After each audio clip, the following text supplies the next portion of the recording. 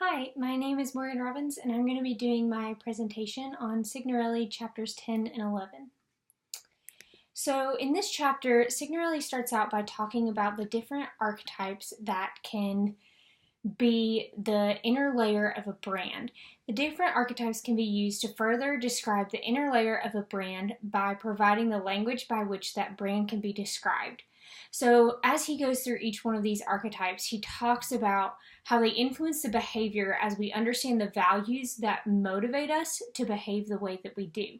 And so each brand that we're going to look at within each archetype is going to be described by the values and the disdains that come from being in this archetype. So I'm going to start by giving a definition of what an archetype is. An archetype is the original pattern or model from which all things of the same kind are copied or on which they are based. A model or first form, a prototype. And so now that we know what an archetype is, I'm going to go through in the next slides of what each archetype is, their values, and what brands we can connect these to. And so as we're looking through each one of these, I want you all to think of maybe some different brands that you can think of that aren't listed on this presentation, and then also start thinking about your own brand and what you possibly could put an archetype to your own personal brand. So we have the purist. The purist is wholesome, exemplary, and highly ethical. They value harmony, peace, optimism, simplicity. Some of the disdains of a purist are deception, discord, complication, war, behaving in an unacceptable way. Some of these brands are Disney, Dove, Make-A-Wish, Sesame Street. Basically anything that you can think of that's for children, any sort of charity, things like that will usually be described as the purist.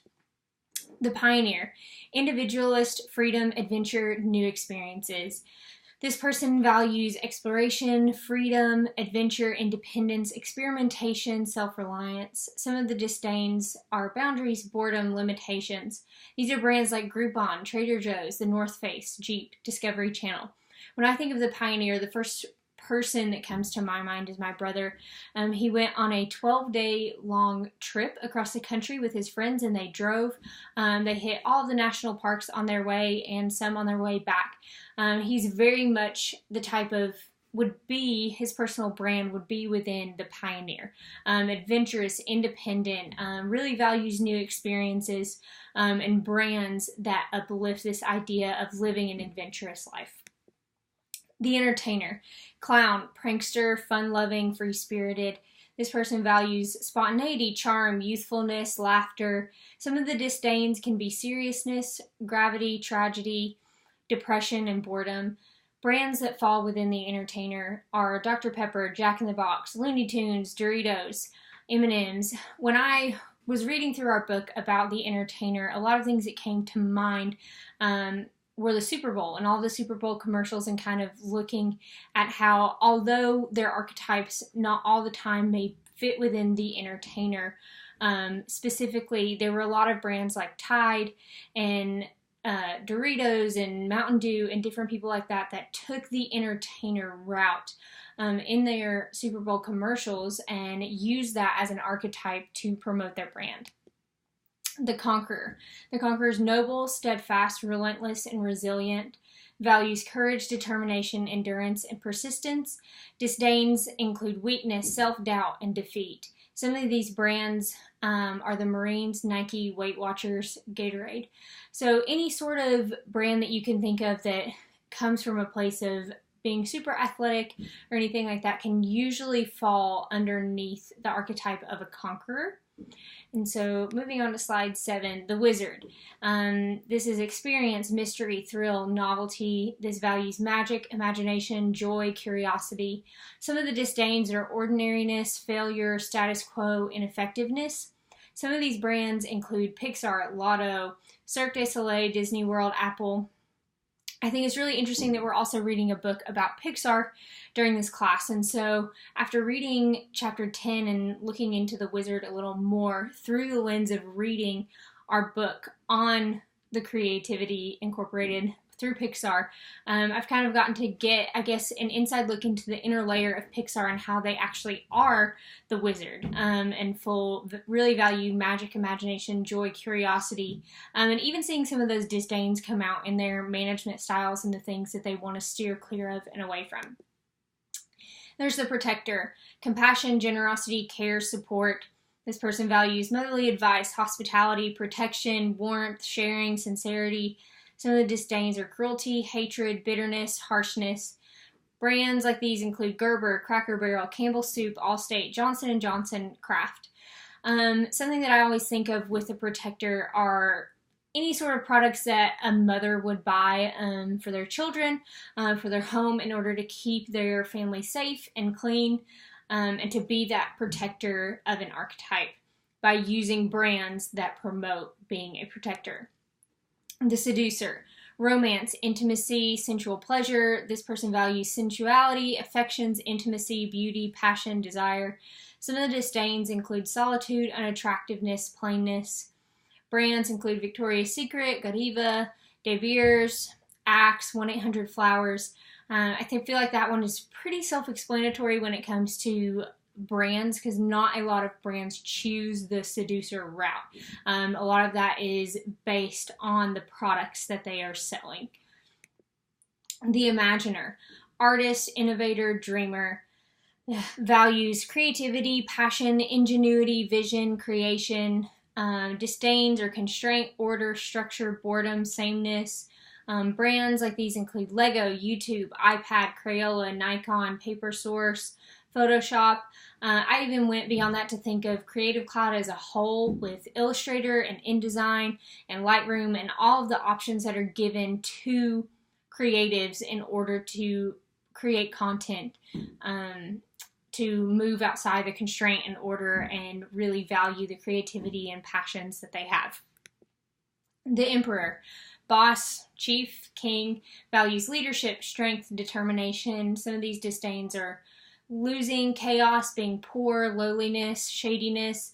Brands like Porsche, The Peninsula, American Express, Cartier, Chanel, Johnny Walker Blue, Rolex, Tiffany.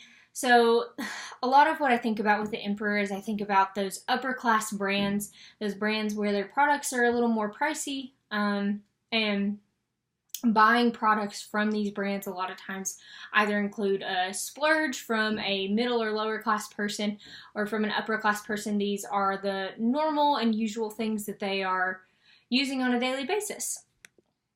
The rebel: unsatisfied with the status quo and abhors convention, values freedom, nonconformity, and independence. Disdains include powerlessness, loss of identity.